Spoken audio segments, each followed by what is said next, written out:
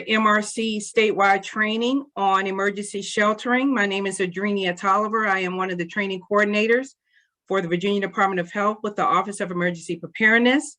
And I'd like to welcome all of you on tonight. If you can go ahead and put your name and the MRC unit that you're representing in the chat box, so we will know who's here with us on tonight. Next slide. Just a few housekeeping notes before I turn the training over to the presenters. All of the lines are muted, but your cameras are on. So if you do not want to be seen in your toolbar at the bottom of your screen, there's a little camera that says stop video. Select that, and that will turn your video off. And that way we can no longer see you, but you will continue to see us.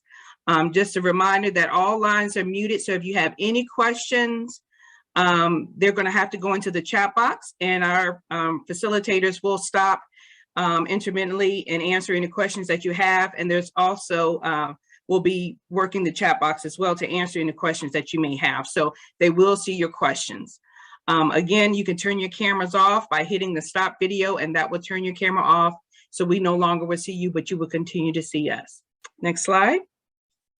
So as we get started on this evening, we have two facilitators with us tonight. We have Linda Botts, who is the state shelter coordinator for Virginia Department of Social Service. She is also a former MRC coordinator, so we're glad to have her back.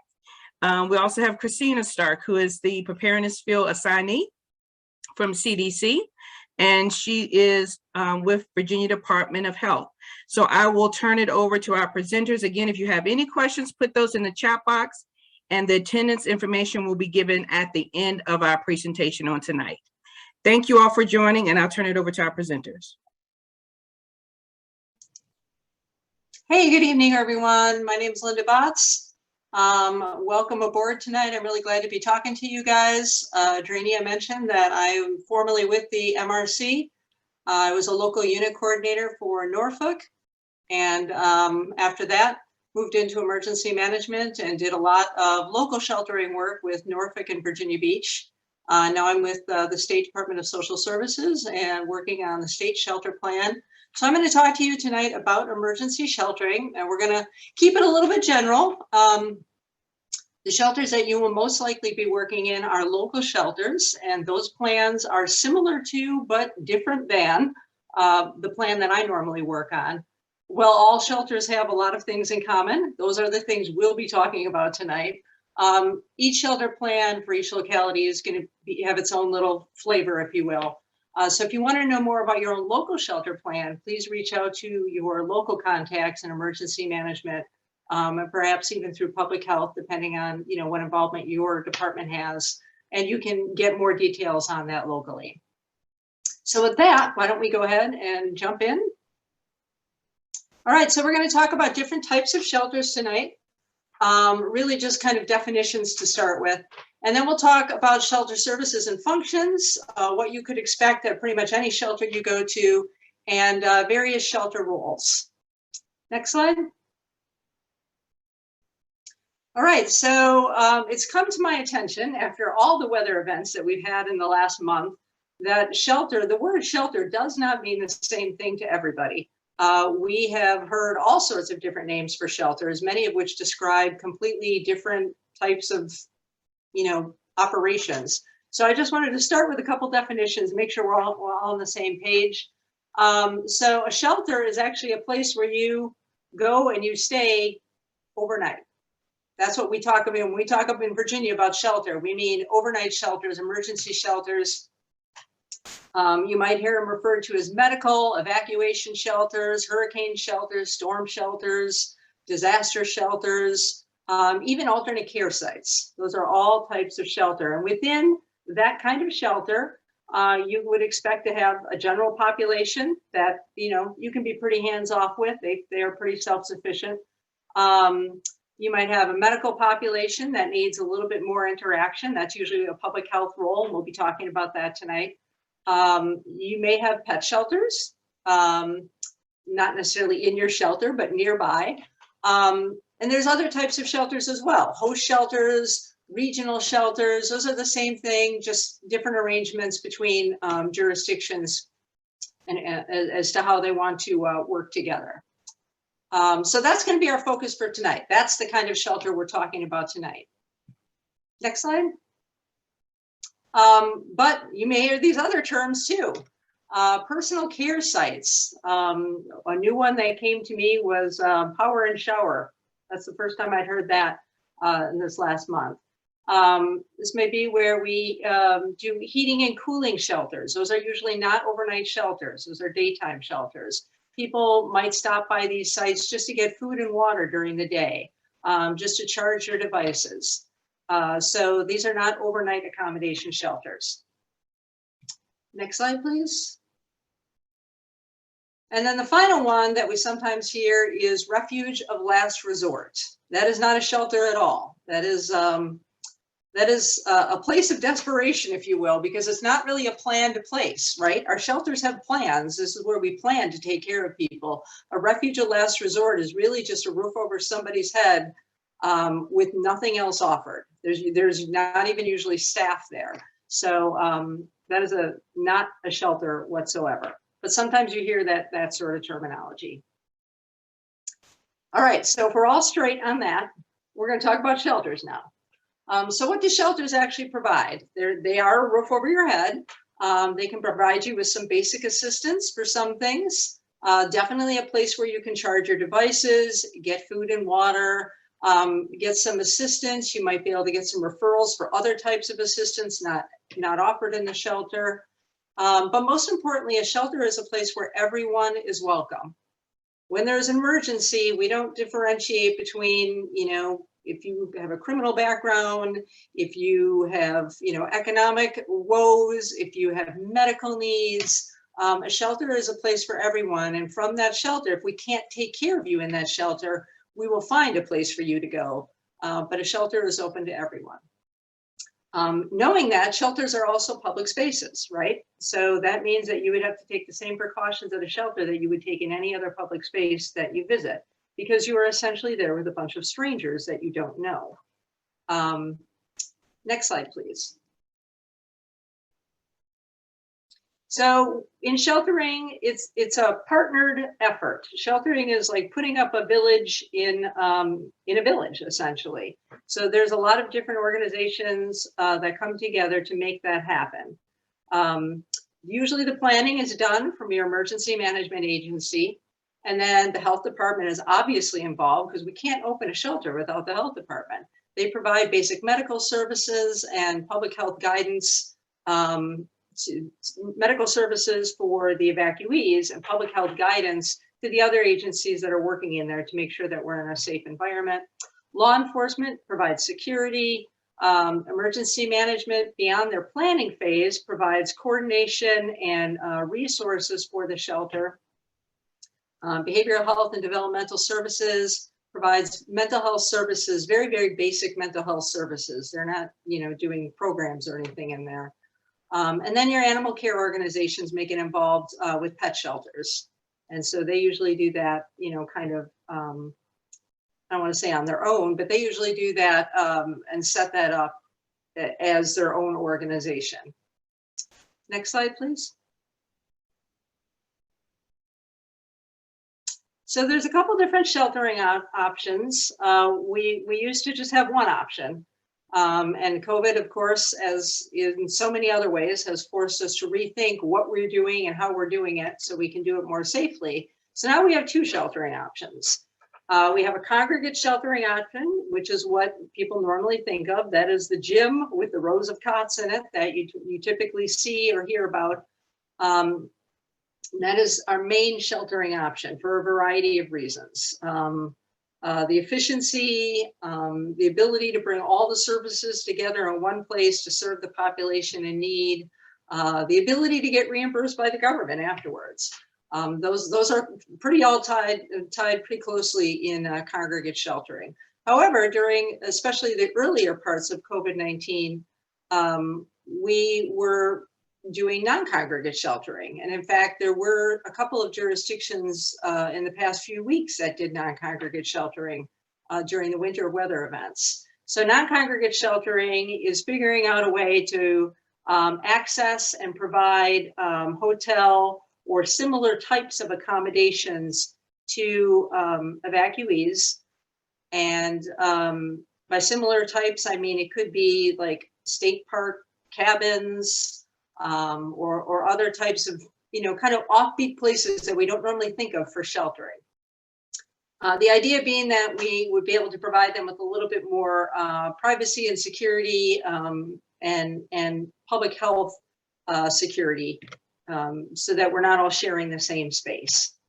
So at this point in time in the pandemic, we are starting to move away from non-congregate sheltering. We at the state level will still have a plan for that. And most of the jurisdictions will probably still keep their plans for that too, if they were able to develop that capacity.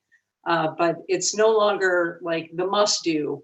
It's a good to do if you can do it, but it's much harder to access hotel rooms now that people are traveling. So sometimes that plays a factor in whether or not we can fully do non-congregate sheltering. Next slide, please. All right, so when you think of shelter operations, there's really 5 different phases to sheltering, and that's what we're going to kind of walk through tonight and what happens in those phases. So everything from when the shelter gets stood up to when it gets packed away and you all go home. So next slide, please. We will jump right into our activation and setup. Next slide. So oftentimes when a shelter is activated, staff are deployed there right away, and it's the staff themselves who do the setup. And so that first shift that comes in helps to pull out all the administrative supplies so they can do their registration. If they have cots, not every shelter offers cots. If they have cots, they may set up cots. They may just get things in order, move furniture around, make sure that they have a good flow before they open their doors to accept people. So the different areas that they might set up would be a command area for the folks that are running the shelter, the registration area, the dormitory area where people are going to sleep, a screening area somewhere up front by the registration. That's usually the public health area, one of the public health areas. So we can screen people coming in, make sure that everybody is reasonably healthy to be there. The medical area, the cafeteria, and as I said before, the pet organizations typically set up the pet area on their own. And if there's any other areas within the shelter that have been pre-designated, according to local plans. So as I said, shelter supplies can vary. Some local shelters have more than others. It really depends kind of on what their local resources are. So what they have to set up exactly may look a little bit different from one shelter to the next. Next slide. All right, so registration, getting ready to open the doors. Next slide. Registration is where we just kind of meet and greet people and we get to know them. We collect a little bit of basic information. Most shelters don't want to collect a whole lot of information because they don't want to hold on to it. They don't want to be responsible for it. They don't want to have to secure extra information. So they collect the bare minimum of what it takes for them to, adequately care for you within the shelter. And usually that's your name, your contact information. Do you have any allergies that we have to be aware of, food-wise? And they may collect a few other pieces beyond that, but usually it's just a few questions that we ask people in order to get them into the shelter. And at that point, we also kind of assess their immediate needs. Sometimes we can see what their immediate needs are. Sometimes we can't. Sometimes they have to tell us. Sometimes they don't tell us, and we have to find that out kind of along the way. But that's kind of the purpose of registration, is to kind of establish that relationship with the evacuees coming into the shelter. Next slide. And who are the people that could be walking through your doors? It's more than evacuees. You could have media people that might be coming in, which most shelters don't want media within their shelter. Doesn't mean that they won't be there. You will obviously have staff and volunteers that are coming in. You may have people with animals coming in because they don't realize there's a separate pet shelter. You might have your VIPs coming in, wanting to know kind of what's going on, touring the operation, wanting to talk to their constituents. So just be aware of the fact that there's there's a lot of people that come through those doors, and you can't make any assumptions about any of them and why they're there. So again, that's the point of registration, is kind of to discern who's coming into your shelter and you know, what their reason is for being there. Next slide.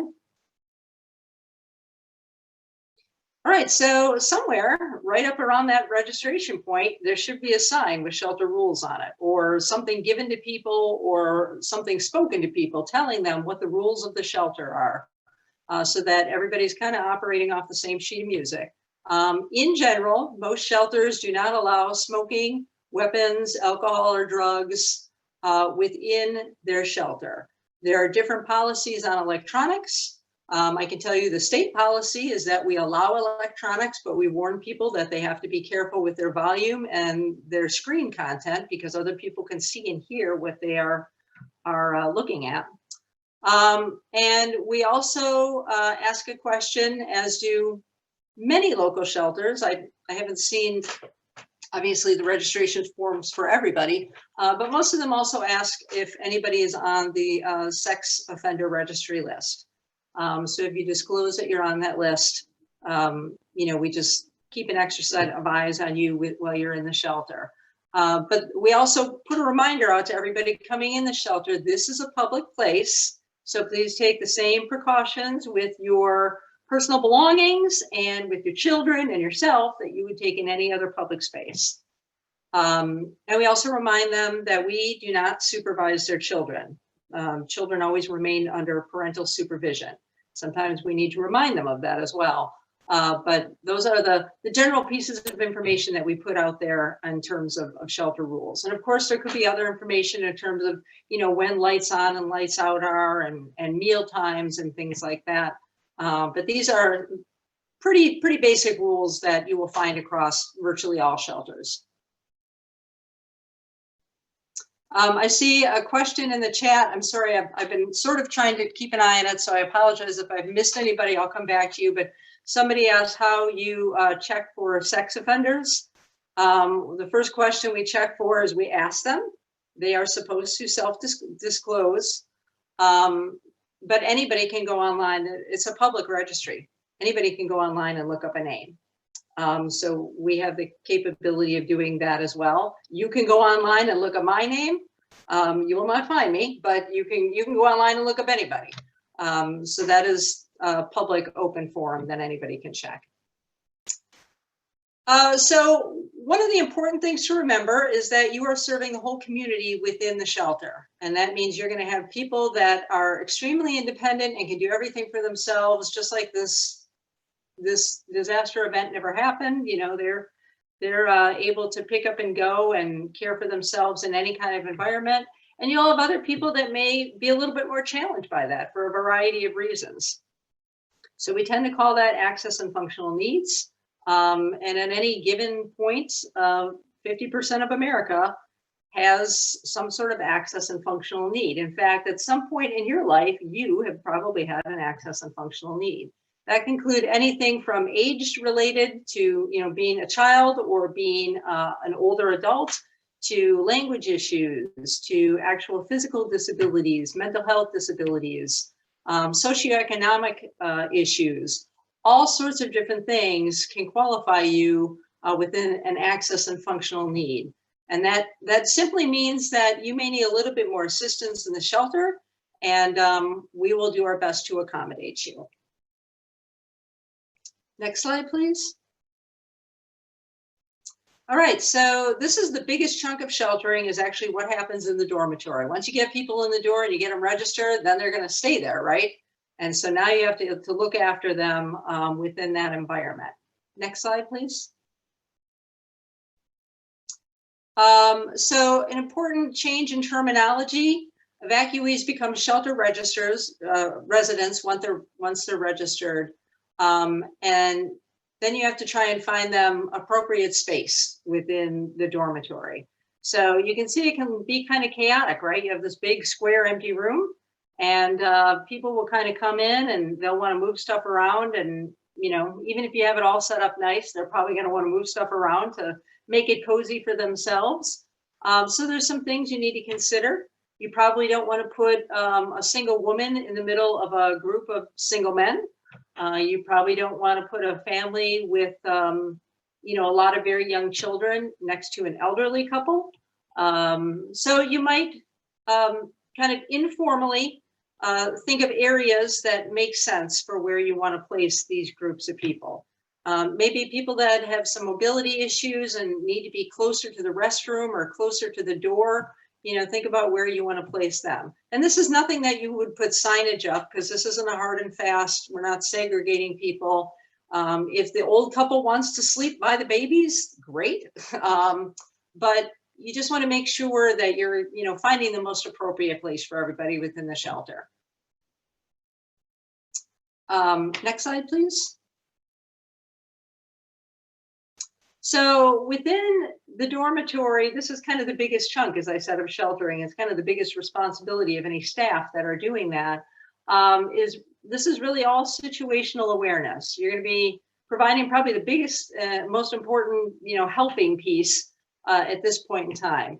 Telling people where things are, helping them find things within the shelter. Answering questions about what the situation is and when are we going to eat lunch and do you know what we're having on the menu and all those sorts of things. Maintaining safety is going to be a really, really big one. As I said before, people get in there and they want to get comfortable and they want to move stuff around.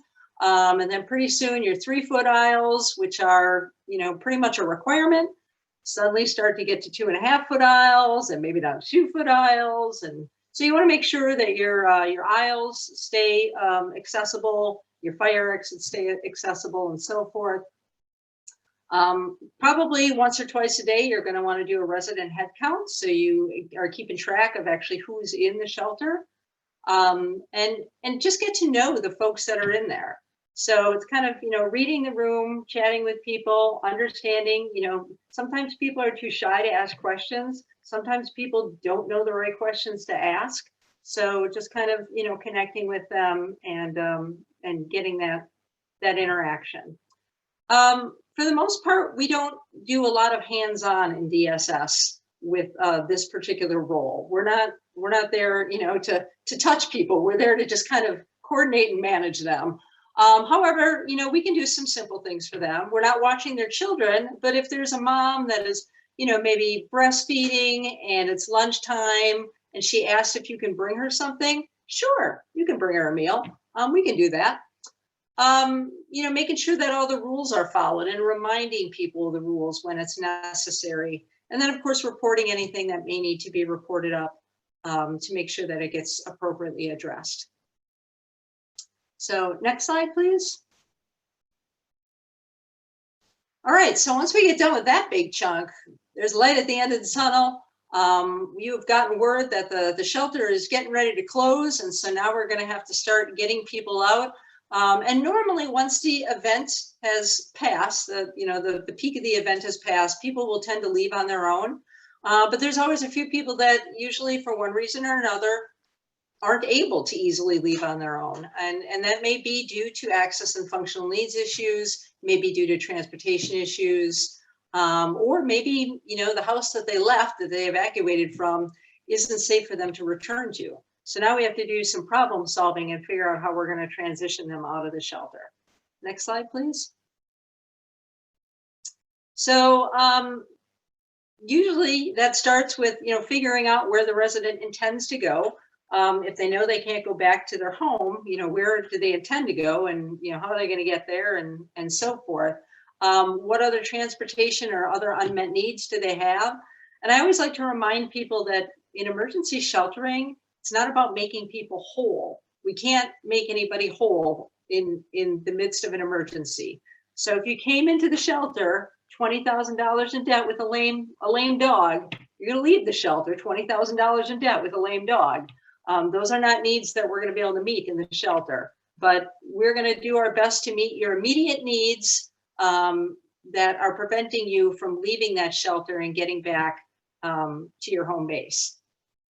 So for this part, paperwork may vary. I've worked with some jurisdictions that didn't have any discharge paperwork. People said they were going to go, they talked to them, and when they felt good about it, they let them go. And Other jurisdictions do have some paperwork that they do as part of the transition process. So again, that may be worth following up with at your own local level to see how your jurisdiction does things. Next slide. All right, so the final piece. Now that you've gotten everybody out the door, you've got to pack everything back up and get it back together. Next slide, please. And then get ready to go home.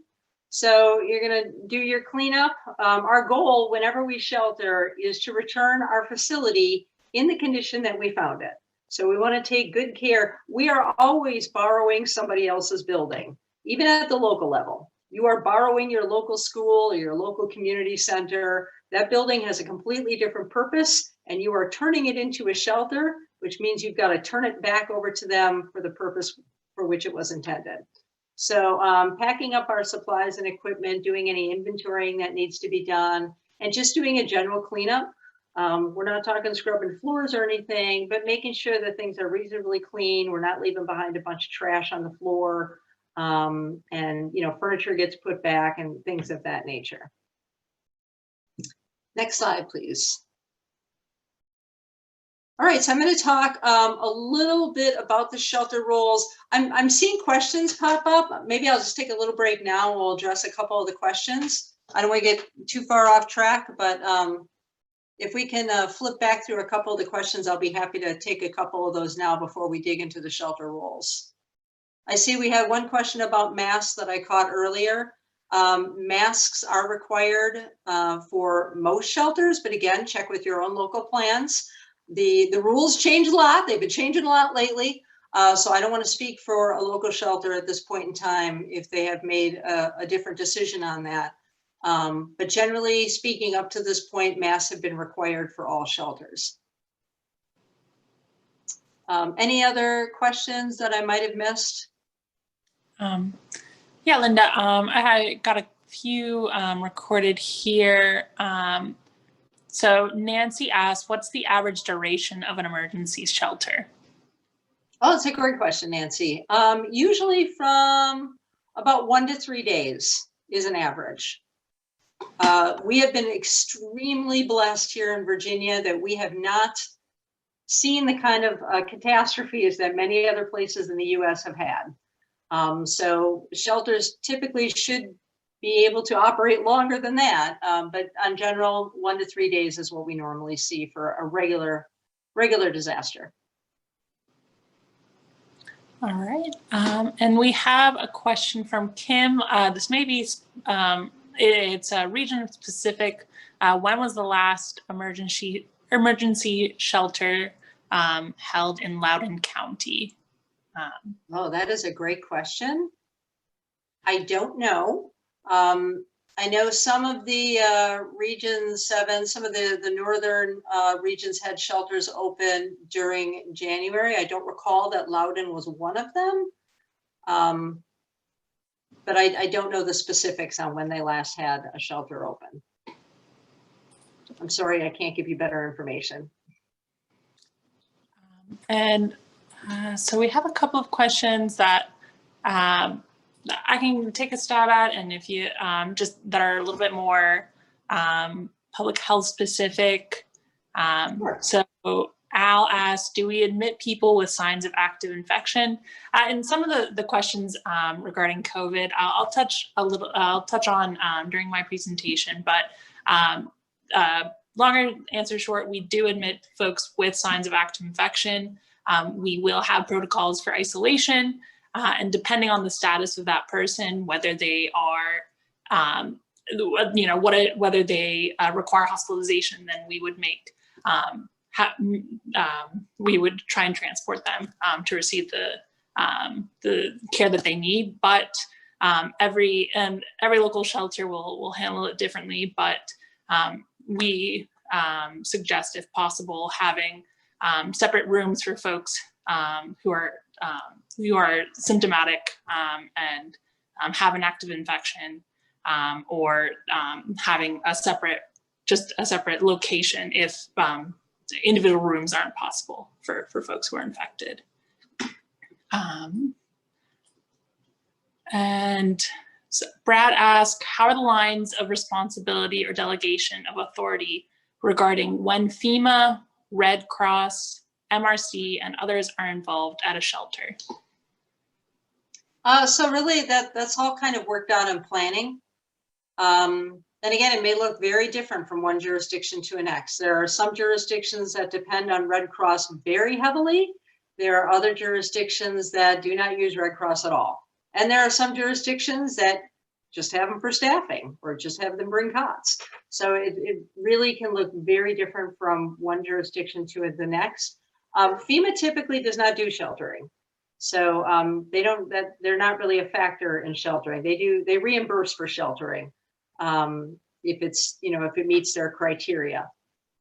But all of that other stuff in terms of how the MRC, the Red Cross, local agencies and other local nonprofits work together, that's really all kind of worked out in the planning phase according to what works for that jurisdiction. Thank you. And then Kim asks, where are the shelters in Loudoun County, or is it just Northern Virginia in general? And I suppose we can shape that to be, is there a way for folks to learn where their local or regional shelters are located? Sure, that is something you can ask. You can ask your local emergency management agency. You may be able to ask your local health planner if they are aware of that. Sometimes they are pulled into the planning for that piece. It really depends region to region what that looks like. But yes, you can absolutely find out. But please know this, a lot of times they don't advertise shelters ahead of time. Like they don't say, these are our shelters. Because they may not open all of them. They want you to go to the shelters that they open and not just show up at the shelter that's closest to you. The shelter that's closest to you might not be the best shelter for that emergency. And I'll give you a case in point. When I was in Virginia Beach, we had the one shelter that we were always planning to open.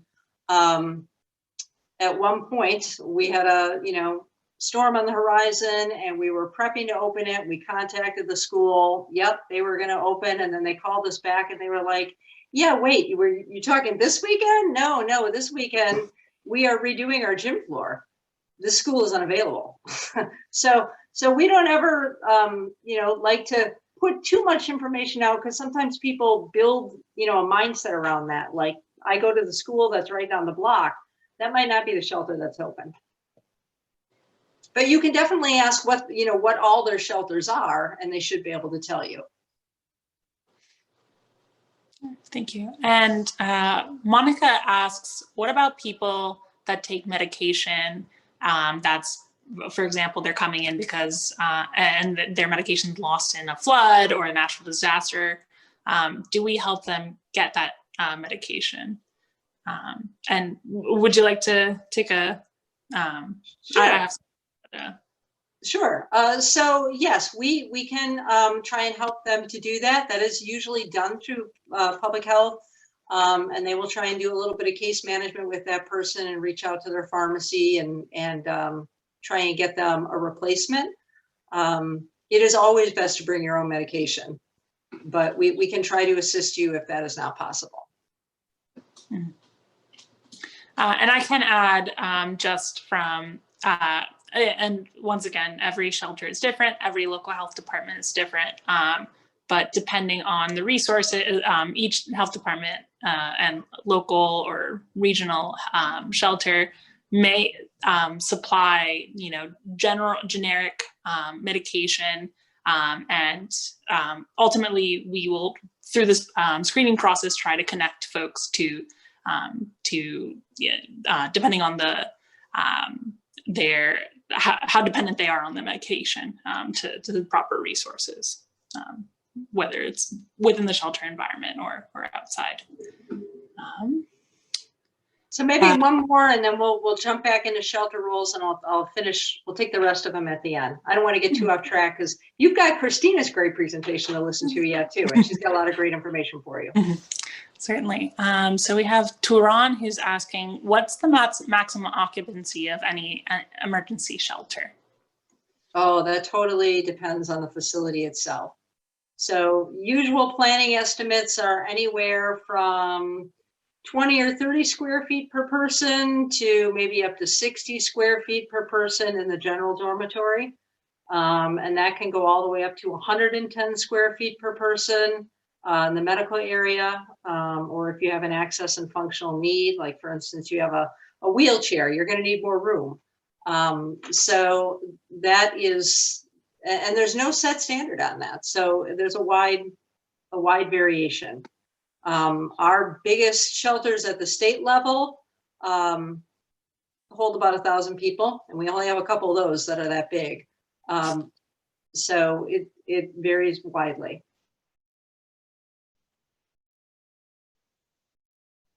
So why don't we go ahead and jump back into shelter roles, and then we'll catch up on the rest of the questions afterwards. So just want to talk to you a little bit about some of the things that people do in the shelters. Obviously, a well-run shelter has to have a manager who is able to take control and handle various situations. So the shelter manager is typically responsible for all the staff and all the residents, whether they are directly responding to them as a manager, or whether they are with another organization working with them. The shelter manager is typically in charge of all of that. And in most cases, shelter management is usually done either by a DSS person or a Red Cross person. There's not too many other agencies that get involved in the management aspect. There may be a site liaison, could be a facility manager or somebody like that, could be a principal of the school. That's usually a local person who knows that site really well, has keys to everything, and can help with the setup, the breakdown, and help problem solve anything, you know, the clogged toilets and all the other things that could come up during sheltering. That site liaison is the go-to person for that. Next slide. All right, and then we have general support. And so this is something that really anybody can do. Typically a DSS or a Red Cross role, but anybody could get involved in general support. And in many cases, sometimes local jurisdictions will have other nonprofit agencies. They may have church groups. They may have other MRC volunteers that come in and help to fulfill this role at the local level. So under the general support role, this is who does the registration, the situational awareness, chit-chatting with people, getting to understand their needs, providing that basic assistance that we talked about, and problem solving. So this is an important role, but there's no special skill sets associated with it other than an ability just to get out there and mix and mingle with people and, you know, make sure that everything is going smoothly. Next slide, please. All right, and then the rest of the shelter roles that we have. So Christina is going to talk much more closely about the public health role. So I'm not going to go really down that road. But public health, as I said before, is incredibly important to the shelter. We really can't open without public health involvement. The behavioral health role, and oftentimes that is done by volunteers as well, either through CSB or other local services that get pulled into sheltering. And that's just supporting the emotional health. So sometimes we think of behavioral health as being, you know, like people who already have mental issues, but the stress of sheltering affects everybody. So that is something that everybody benefits from, is having a behavioral health person there that can help them kind of work through what and process this whole event that has led them to this point. Emergency management, as I said before, they're not usually present in the shelter, but they are in pretty constant communication with the shelter in terms of providing the logistics and supplies and helping to problem solve, you know, off-site any issues that can't be solved on-site. Law enforcement is present in the shelter in some capacity to provide that security, and then animal care to take care of any pet sheltering needs. Important to note that pet sheltering is is not a given everywhere. Most places have plans for pet shelters, but there are still a few jurisdictions that are working on their pet shelter plans. And so that is something that I'm really looking forward to seeing continued development on within, the state, that we're all getting there. It's taken a while, but we're all getting there. Next slide, please. All right, so that is it for me in terms of giving you kind of the broad brush of what sheltering is and what it looks like. Again, I really encourage you, if you have questions specifically about your locality, to go and talk to your local emergency management agency, because they're going to be able to give you the specifics of what's taking place in your jurisdiction. But with that, I am going to turn it over to Christina. We'll take a couple more questions at this point, and then perhaps we can catch everybody up at the end. Just want to make sure we get through all of our material before we get to the questions. So maybe a couple more questions now, and then we'll hand it off. Yeah, so we've gotten a couple of comments or questions about essentially, how will folks be notified whether there's a shelter being activated, and how can they get involved? If there's something being called late at night, what would the process be for them to volunteer at a shelter?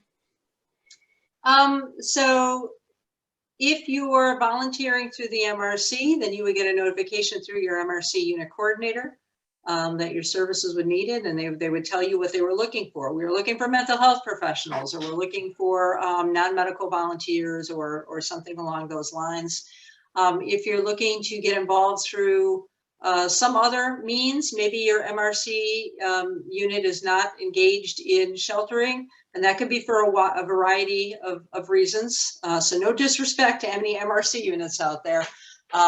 Sometimes emergency management, they know that you guys belong to public health, and so they don't want to use you for anything else because they want you to be available to public health. So if you feel strongly that you want to get involved regardless, you can go through your Red Cross or through other agencies to do that. But generally, you have to be part of an organization. You can't just volunteer, as you already know from being part of the MRC. Independent volunteers are really, really hard to handle and manage and communicate with during an emergency. So usually you have to be part of another organization that's involved in the sheltering effort. Okay. And then we have another question from Debbie. Can we assist with local thermal shelters for the homeless? I would think so. That's something to talk to your unit leader about and ask if there's a way to engage. Depends on what their needs are. When I was local, we did some local work, not really through the shelter, but we did some local events for homeless folks that we supported pretty heavily. So, it may not always look like exactly what you think, but there's probably ways that you can engage with, various populations to do the work that, is important to you. So that's worth a conversation with your unit leader to see, what has been explored and what's out there and available. Okay.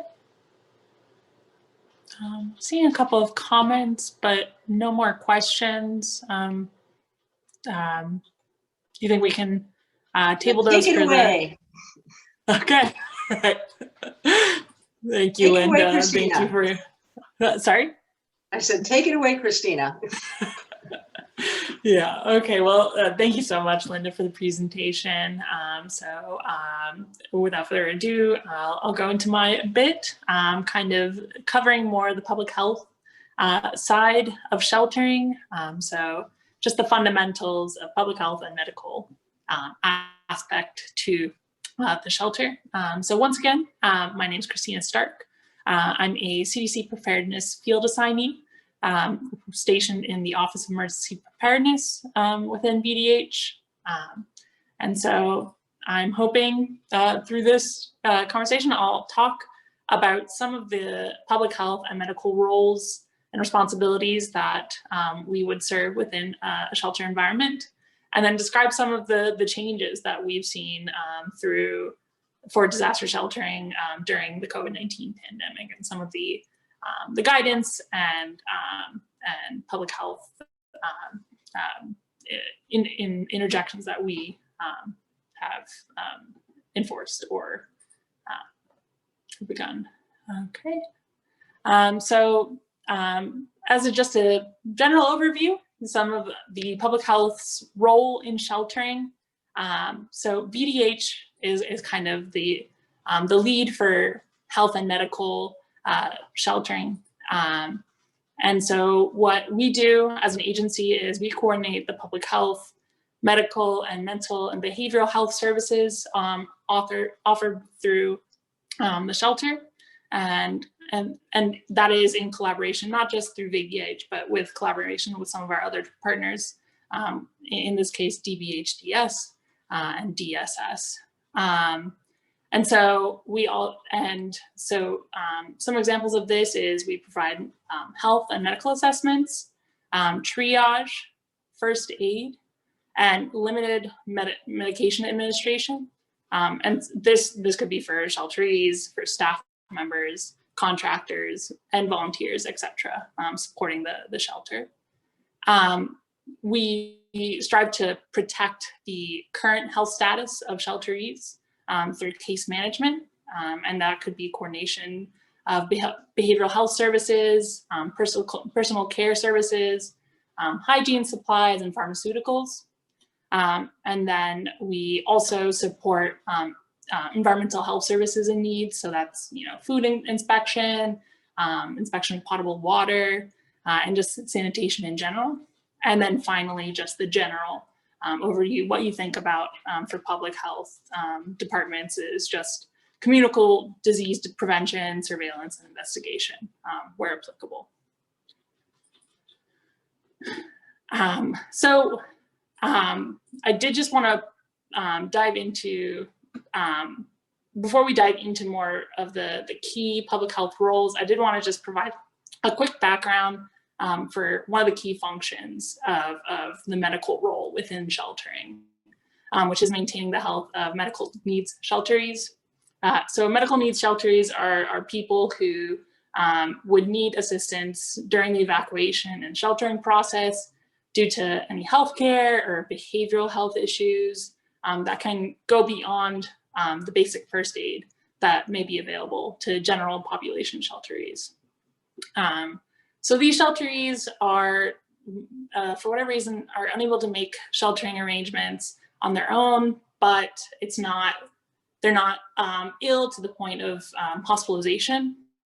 And so they just require a level of medical care or assistance that just exceeds what general shelter is able to provide. So what we are trying to do is maintain their current level of health, safety, and welfare for medically dependent individuals who may not be acutely ill, but they don't require hospitalization. And this is what determined through our initial intake assessment. So the intake assessment would triage individuals and determine where they should be placed within the shelter, or if they need a referral to a healthcare facility. So during these intake assessments, we're just assessing their general health maintenance needs and conditions that may pose any communicable disease risk to the other shelteree population. And it may be beyond the capabilities of the shelter. On to the next aspect. So let's go into some of the roles that we have. So first and foremost, and arguably most importantly, is our Virginia Medical Reserve Corps volunteers. So y'all serve alongside our VDH shelter staff, and y'all serve crucial roles both within the medical aspect of the shelter as well as in the medical, non-medical support roles. In emergencies, y'all are just this large mass of folks who are more than willing to help your fellow man and woman and person within your communities and improve and protect the health of your fellow man. Y'all are just a force multiplier for VDH and for shelter staff in general, and just provide this invaluable support within the shelter environment. So y'all are kind of the glue that holds, often the glue that holds the shelter together. Onto some of the more specific roles. So this kind of touches on our just kind of surveillance of communicable disease. So every shelter tends to have folks serving in this the epidemiologist or communicable disease nurse role. So this position is kind of assigned as needed during the event of a surveillance of a communicable disease outbreak. And those folks won't necessarily be in the shelter unless there is something that needs to be investigated in person. So in addition to supporting within the shelter, they'll also just monitor the community at large, whether it be through reports that they receive through those initial screening intakes. So those sorts of things that will be monitored by VDH. So they just kind of conduct some of the general surveillance and investigation. They monitor the health status of folks within the facility. And then if it so happens that through screening, we find that a number of folks are reporting similar symptoms or just something's going on that we're observing, then the EPIs or the communal disease nurses would work to investigate that and figure out what's going on and what next steps are. These folks would also identify the occurrence of any foodborne outbreaks, and they can coordinate with the state lab to coordinate any testing that may be needed.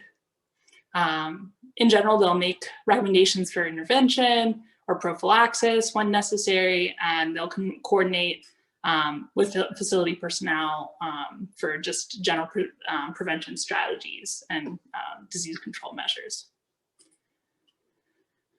Up next, we have nurses and clinicians, and this is a role that many MRCs may fill within a medical role.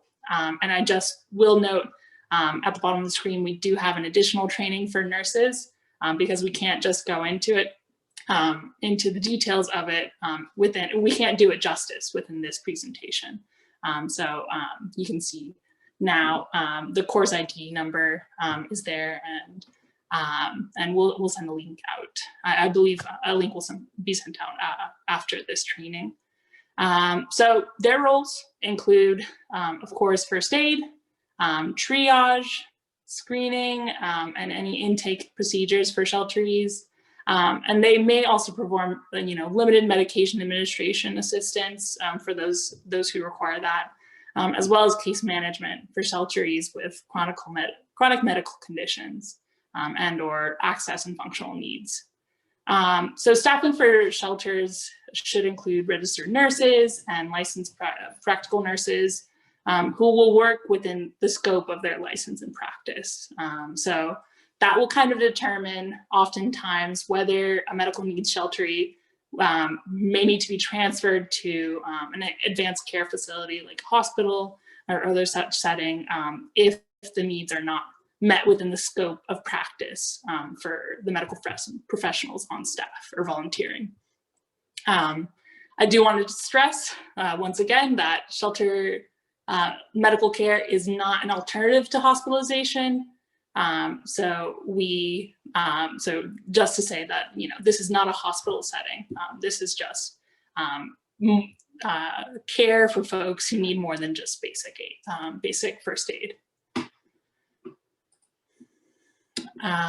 Now onto the environmental health role. So I will just note for some of these roles, more specifically this environmental health role, as well as the EPI or public health nurse role, rather specifically the communicable disease nurse, often is served by folks within VDH or VDH employees.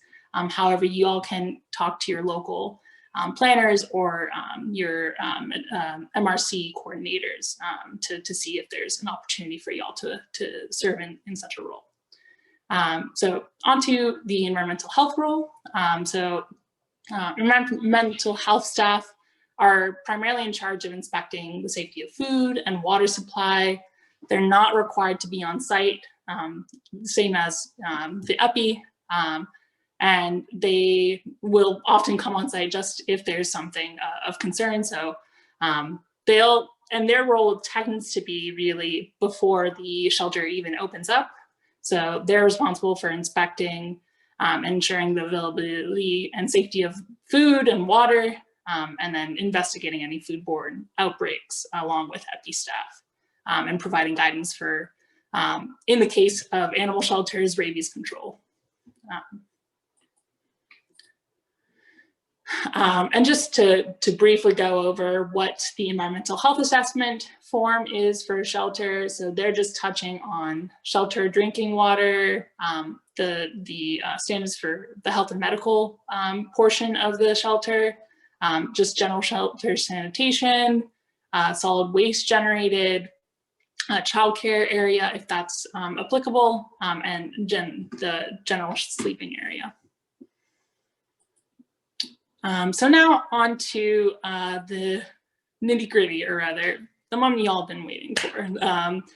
Just to respond to some of the comments within the chat box. Yes, COVID is still a thing, and so we are still worried about the spread of COVID-19 within the pandemic. We're not quite endemic just yet, but we want to get there. So we have to enforce some guidance to prevent the spread of COVID within this congregate setting. Guidance and recommendations for COVID in regards to COVID. As Linda had touched upon, if it's available and practicable, non-congregate sheltering is ideal during COVID-19, but certainly as hotels are getting more and more business, people are traveling more, it's a little bit less accessible, but so each local shelter, local regional shelter may have limited non-congregate sheltering. In that case, shelter residents with a weakened immune system or families with children under 5 who are not yet vaccinated should be prioritized for and then congregate shelter facilities should implement distancing among residents, and that's with the 6 feet, and specifically within the sheltering environment, 6 feet between cots for sleeping, especially specifically with folks who are in different households. And then, so some other key points to prevent the spread of COVID-19. So we want to just generally, not even in the cots, sleeping arrangements, keep a distance of at least 6 feet between folks from different households, encourage consistent and correct mask or cloth face covering use, try to identify, isolate, and test people with symptoms compatible with COVID-19. So that's just during that initial screening process. And that's not just, of course, not just folks who are staying at the shelter, but also staff members, volunteers. And so it's crucial that if y'all at any point start to exhibit symptoms of COVID-19, kind of discuss that and isolate if necessary. And so in addition to general screening, body temperature monitoring should be conducted for all folks entering the shelter. So shelters should also be laid out to provide separate areas, including restrooms for those residents who may have symptoms of COVID-19. Finally, after leaving, shelter staff, residents, volunteers, regardless of COVID vaccination status, should or rather in accordance with VDH recommendations, should quarantine or isolate, if symptomatic, folks who have been vaccinated, fully vaccinated, which right now our definition is whether you've, if you've had a full vaccination, if you've had your full vaccination, whether it be 2 doses of one of the mRNA vaccines or one of the Johnson & Johnson. And if you are applicable for a booster shot, then you've had your booster shot.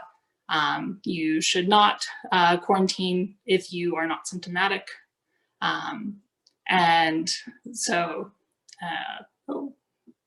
did this change? My apologies. And so if you are symptomatic, quarantine after being at the shelter.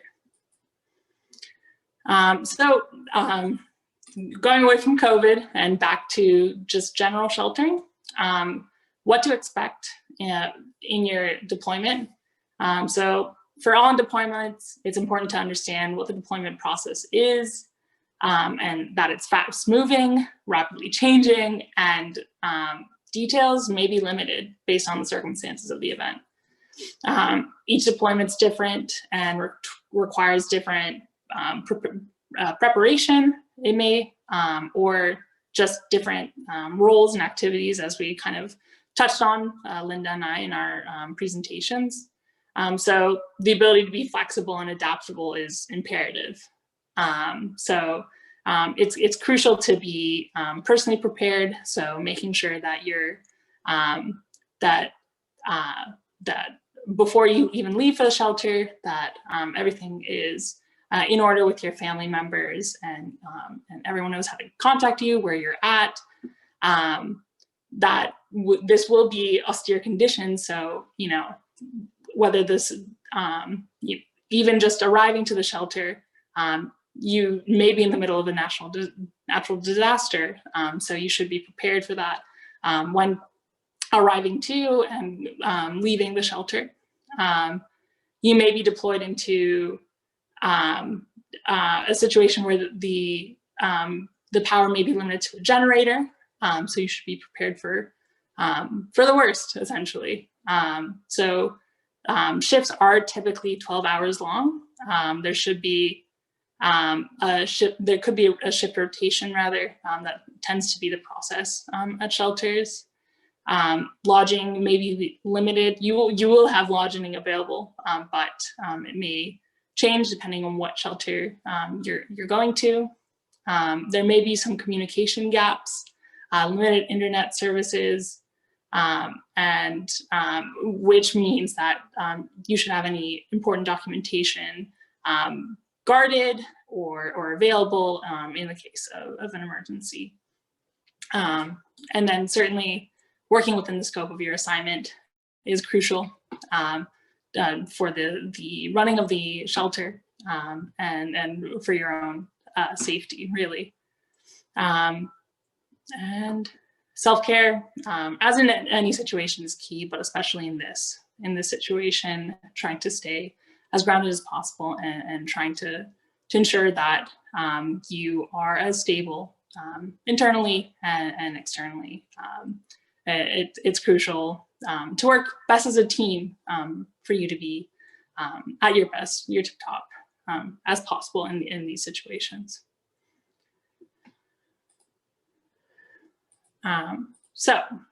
If you're deployed, remember, you're part of the team. So they're there to support you and you are there to support them. So please support one another as much as possible. Use the resources that are available to you. If you don't understand something, then ask a local staff member or a volunteer. If you're in a shift, then try and rely on folks who you may overlapping. Like if you're starting your shift, ask questions to folks who are ending their shift. Try to express your needs and your concerns in a timely manner.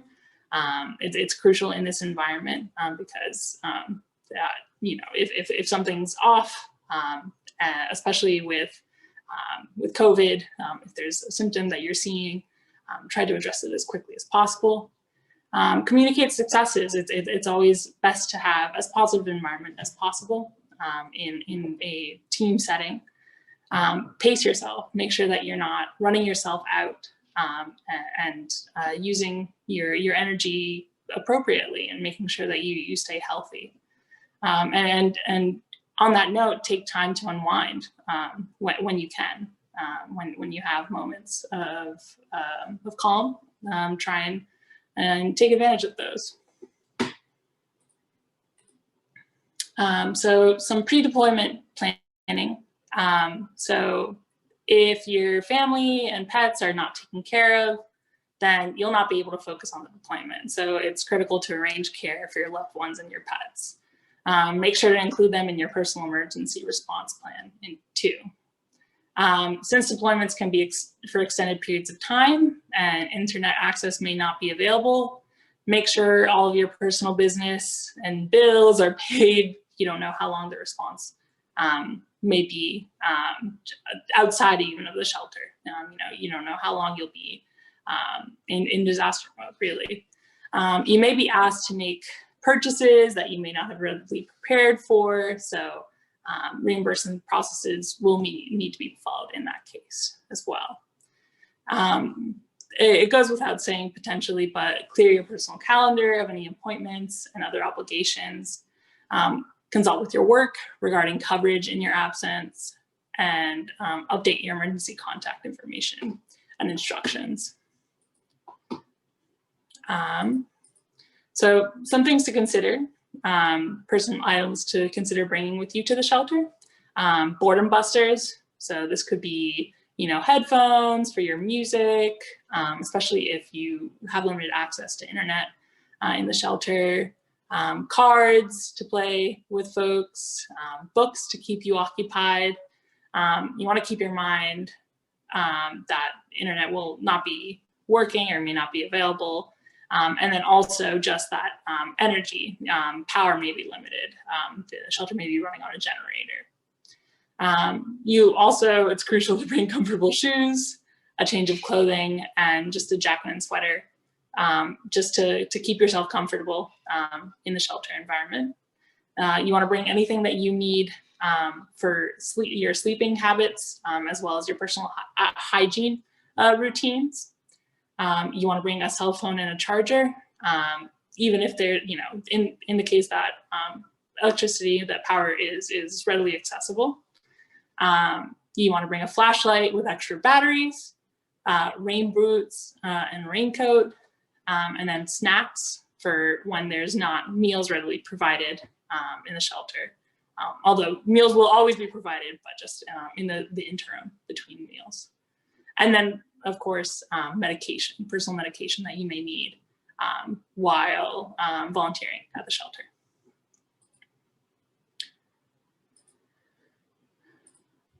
Okay, so lots of thought has gone into preparation and improvement of shelter function, but sometimes things don't go as they are expected to. So once again, expect constant change. Expect to hurry up and wait, or rush to get somewhere and complete something, and then wait for something to complete that task at hand. And then keep in mind what you're initially asked to do may be different than what a task you end up picking up at the shelter. So be flexible in general. Try to problem solve as best as possible. You don't have to problem solve by yourself. If possible, try and team up with folks and try and figure out what's the best solution. Step up and do what's needs to be done sometimes. So if that means helping folks out who are completing the task that you are, or just if someone's asking for help, if it's within your means while volunteering, then go ahead and do it.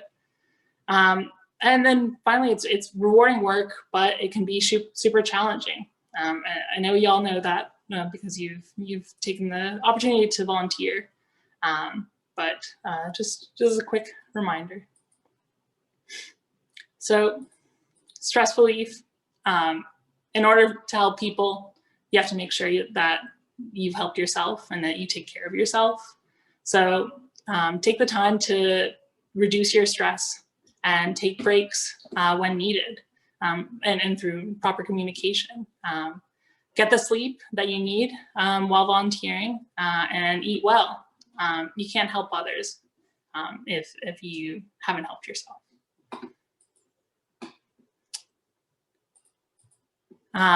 So I just want to stress, this is the final slide. Y'all are team players. It takes us all, and we are in this together, serving one purpose.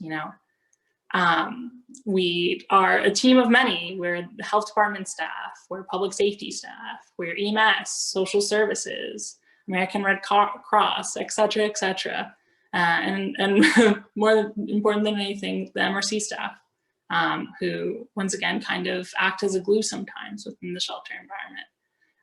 So just wanted to end with that. This picture, I believe, was actually taken at our William and Mary state managed shelter a couple years ago. But that's all the slides I have. Thank y'all. And so I think we can transition into questions then. We had several questions, some really good ones. Monica asks, people that need O2 because they have no or low immunity, would they be placed in a normal shelter? Oh, sorry. So it does depend on each shelter. I know, for example, at regional shelters, that is something that we tend to stock. I believe it's a standard, but it does depend on each local and regional shelter. I would consult with your local planners to ensure if those resources are available. And then Robin asked, how do you handle people that need hospitalization but can't be transported right away? That's a great question. And so each shelter is going to have different resources once again, but they would likely be managed as best as possible until transportation is available at the shelter. Depending on the shelter, EMS may be available to manage, dependent on what condition there is, but essentially trying to make the best of the situation and with what resources are available. Elisa Bruce asked about the pediatric population needs being met at the shelter level. So that may, depending on what needs they have, as I mentioned, the scope of care is dependent on the licensure of the staff who are available, the staff and the volunteers. So certainly, if there are folks who are licensed or to treat pediatric patients or pediatric shelterees with medical needs, then they would be they would have their case management at the shelter. But if it goes past the scope of practice or the scope of care that the shelter can manage, then that would be a situation in which that child would be transported to a facility that could take care of their needs. The next question was about parking. Nancy asked about parking. So I can take that one. So Nancy, most of the places that we would do sheltering would have parking lots or some sort of parking with them. That is one of the things we actually assess a shelter for, one of many things that we assess a shelter for. Because obviously we want to be able to, have everybody that needs to be there have a place to park. And so parking is usually provided. Sometimes it's not great parking. I've been to some shelters that, it was street parking, teeny little parking lot with street parking, but usually there's, enough room around there at that point in time that people can park. She also asked about whether it was better to bring your own vehicle or use public transportation. Again, this is all very local flavor. So I saw somebody else mention a couple comments down from that saying, what public transportation in the rural section? So certainly, if you don't have public transportation, it's nothing you even have to worry about. But keep in mind that a lot of times in big emergencies, public transportation may be altered, routes may be changed, they may stop it altogether. I lived in Norfolk for a long time, and in that region, our public transportation system for hurricanes typically stops when an evacuation starts. So it seems counterintuitive, but the times when you might most need public transportation, it will not be available. So you really need to find out, again, what your public transportation provider will do, and if your shelters are on a public transportation route. Turan asked, is there a need for proof of vaccination and booster in order to volunteer for sheltering? And somebody else responded and said that that was a MRC requirement anyways. I didn't know if you had anything you wanted to add to that, Christina. No, yeah, I believe it was. So Okay. if that's what they're, yeah. Mary Ellen asked, what is the typical chain of command? And I can take that one. Everybody answers to the shelter manager. So even if you're from another agency, if the shelter manager is a Red Cross manager or a DSS manager, all the other agencies will answer to that manager. So your chain of command, if you are there as a volunteer, first you go to your agency head. There will be a nurse leader in charge of the VDH activities. And then he or she will go to the shelter manager. So it's a somewhat simplified chain of command, but we try and keep things simple in shelters for that very reason. Linda asked, what is the staff to resident ratio? And that was a different Linda, not me. But I'll be happy to answer you, Linda. That also varies a little bit locally, depending on kind of what your local needs are. For us at the state level, we look for 1 staff for every 50 residents. Our shelters are bigger. That ratio I have seen in all different ways locally. So I can't give you a hard and fast on that. Usually the bigger concern is just making sure that you have enough staff there to do the basic functions of the shelter. And then if you need to bring in more staff, you figure that out. That's the way some local plans operate. But there's not usually a hard and fast ratio. Just want to make sure that we at least have enough people there to get the shelter open and kind of see what we've got. And then if we need to send in reinforcements, we'll figure out how to do that.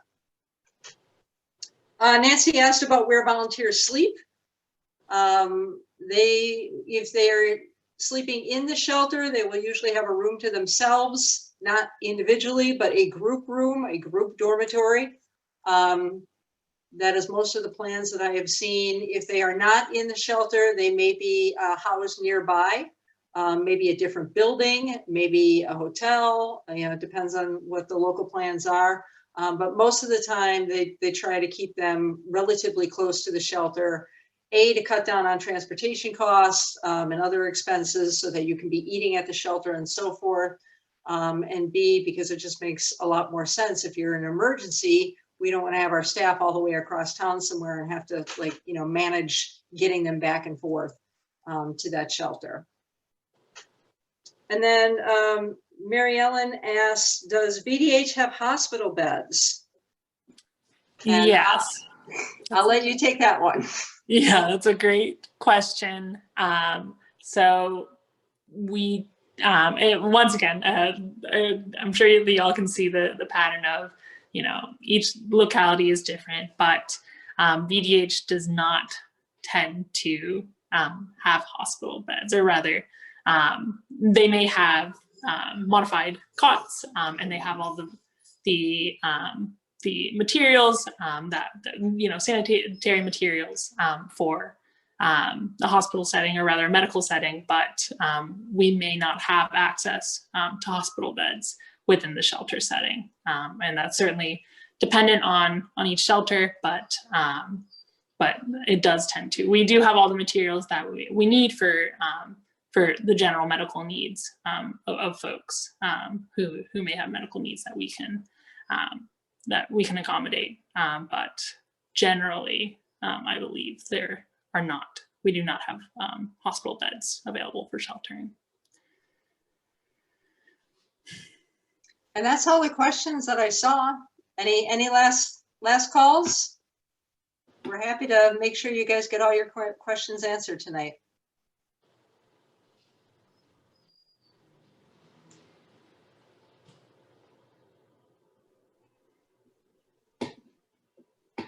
Seeing none, I will turn it back over to Adrenia.